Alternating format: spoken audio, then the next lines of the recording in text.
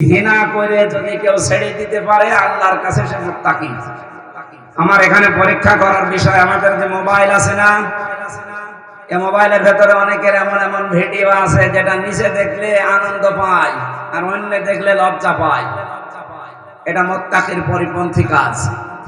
এরকম কোন কাজ যদি আমাদের মোবাইলে এরকম কিছু থাকে, এই মুহূর্তে ডিলিট করে আমরা মুত্তাকি হব।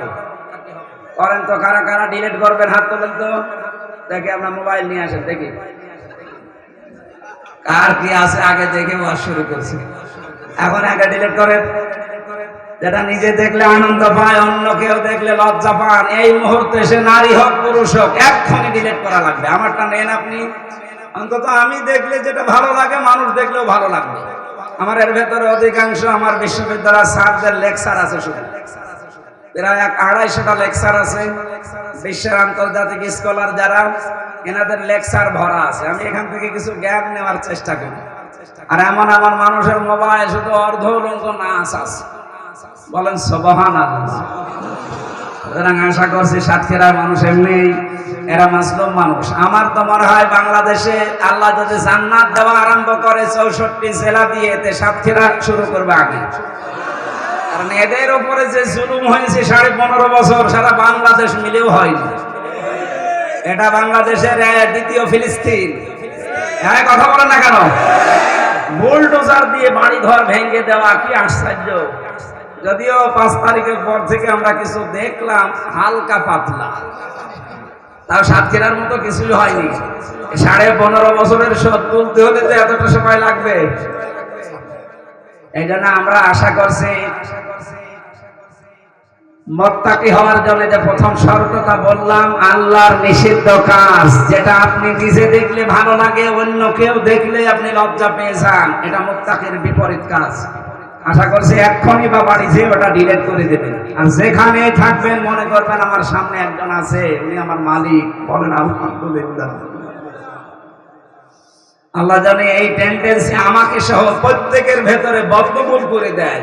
যত এটা বেশি আসবে তত আপনি আল্লাহর দরবারে পরিগণিত হবেন মুত্তাকি বলে। এর পরবর্তীতে আল্লাহ গুণ দিয়েছেন কিছু, এগুলো যেন আমরা অর্জন করি। আল্লাযীনা ইউনফিকুনা ফিস-সাররাই ওয়াদ-দাররাই ওয়াল কাযিমিনাল গায়যা ওয়াল আফিনা আনিন নাস ওয়াল্লাহু ইউহিব্বুল মুহসিনিন। আল্লাহ পাক বলেন, যারা সুখে হোক দুঃখে হোক, দুনিয়ার সম্পদ যেহেতু ওর হাতে থাকবে না, এই জন্য যতদিন বেঁচে আছে ও আল্লাহর দিনের জন্য, মানবতার জন্য সাধ্য মতো খরচ করতেই থাকে। রাগ যদি হয় তার, সে রাগকে হজম করে। কোন মানুষকে যদি শাস্তি দেওয়ার ক্ষমতাও থাকে, তারপর আল্লাহর দিকে তাকিয়ে মাফ করে দেয়। এই 3টি গুণ অর্জন যারা করে, আল্লাহ বলেন এরা মুহসিনদের ভেতরে অন্তর্ভুক্ত। আমি এদেরকে নিজে ভালোবাসি। জোরে বলেন সুবহানাল্লাহ। والذين إذا فعلوا فاحشة أو ظلموا أنفسهم ذكروا الله فاستغفروا لذنوبهم ومن يغفر الذنوب إلا الله ولم يصروا على ما فعلوا وهم يعلمون। যারা মুহসিন বান্দা মুত্তাকি হবে, এদের কিছু গুণ আল্লাহ আরো দিয়েছেন। নফসের ধোঁকায় পড়ে, শয়তানের জালে পড়ে, যৌবনের তাড়নায় পড়ে যদি কোনো ফায়সা কাজ সে করে ফেলে, সঙ্গে সঙ্গে তার স্মরণ হবে আল্লাহর কথা। আল্লাহ পাকের কথা স্মরণ হওয়ার পরে তার এই অপরাধের জন্য সে অনুশোচনা করে অনুতপ্ত হয়ে ফিরে আসবে আল্লাহর দিকে। আর আল্লাহ পাক বাদে গুনাহ মাফ করার মতো দুনিয়াতে আর কেউ। আরো জোরে বলেন। এখানে ইয়াগফিরুজ যুনুবা জামিআ, আল্লাহ বলেন আমি ছাড়া ইয়াগফিরুজ যুনুবা ইল্লাল্লাহ, আমি আল্লাহ ছাড়া গুনাহ মাফ করার কেউ নেই। তাফসিরে ফি জিলালিল কোরআনে পেয়েছি, আল্লাহ শুধু মাফ করবেন আল্লাহর সাথে সম্পর্কিত যে অপরাধ, ওইটা আপনি নামাজ পড়েননি, রোজা রাখেননি, হজ করেননি, সমর্থ থাকার পরেও আল্লাহ যদি ইচ্ছা করে মাফ করে দেবে।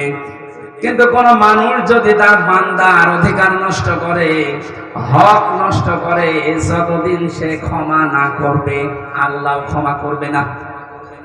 এতে কয়েকদিন আগে আমার মামলা সব খারিজ হয়ে গেছে। আদালত কর্তৃক প্রমাণিত যে আমি নির্দোষ, আমার কোনো দোষ পাইনি। বিনা কারণে আমাকে 3টা বছর আমার জীবন থেকে যারা নষ্ট করে দিয়েছে, আমার মামলার আয়ু থেকে শুরু করে যিনি পালিয়েছে উনি পর্যন্ত, প্রত্যেকে এখন আমার মামলার আসামি। কথা বলে না কেন? ওনাদের জীবনেও আল্লাহ মাফ করবে না যতদিন পর্যন্ত আমি মন থেকে মাফ না করবো। আর আমি বলছি আমি যা পেয়েছি আমি জীবনও মাফ করবো না। তার মানে আমি মাফ না করলেও জান্নাতেও যেতে পারবে না। কথা বলে না কেন? এই 3 বারের ভোটে যারা ভোট, নিজের ভোট, অন্যের ভোট সব দিয়ে দিলেন, এর ভেতরে কত মানুষে 15 বছরে মারা গেছে। এ মানুষের অধিকার আপনি নষ্ট করেছেন। এর সাথে যারাই জড়িত ছিল, সে নির্বাচন কমিশন থেকে শুরু করে দেশে যারাই জড়িত ছিল প্রত্যেকেই এর জন্য দায়ী। আপনাদের পাশের থানা তালা এখানকার এক জামাই, আমি নাম নিলাম না, উনি আমার সাথে ছেলে ছিল ওসি, এই নুসরাত হত্যা মামলার একজন, আমার বলছে হুজুর আমার পাশেই ছিল যে আমি ওই সময় দিনের ভোট যেহেতু রাতে করা লাগবে নির্দেশ এসেছে, এই জন্য আমার দল বলতে আছে সব নিয়ে আমি আল্লাহর নামে আরম্ভ করলাম।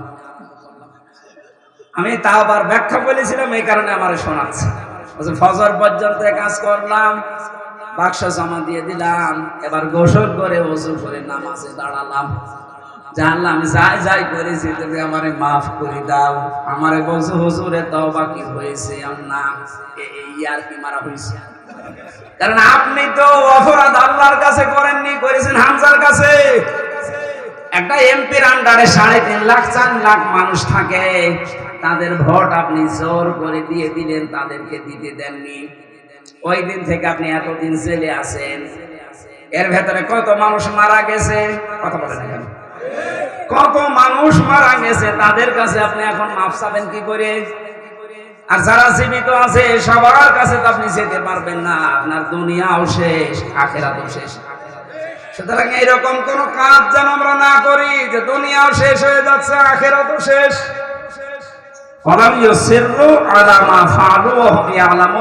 তারা হঠকারিতা করে না, একবার যদি কোনো কাজ করে তো জীবনের মতো ফিরে আসবে আর ওই কাজে সে রিপিট করবে না। আল্লাহ এই মুত্তাকিদের যে গুণাগুণগুলো দিচ্ছিলেন, আমি সহ যারা আসলাম প্রত্যেকেই যেন জীবনে বাস্তবে সামনে দেখাতে পারি। বলেন আমিন। আপনাদের রাতের বেলা অনুষ্ঠান আছে আজকে, আন্তর্জাতিক মানের কারীরা আসবে।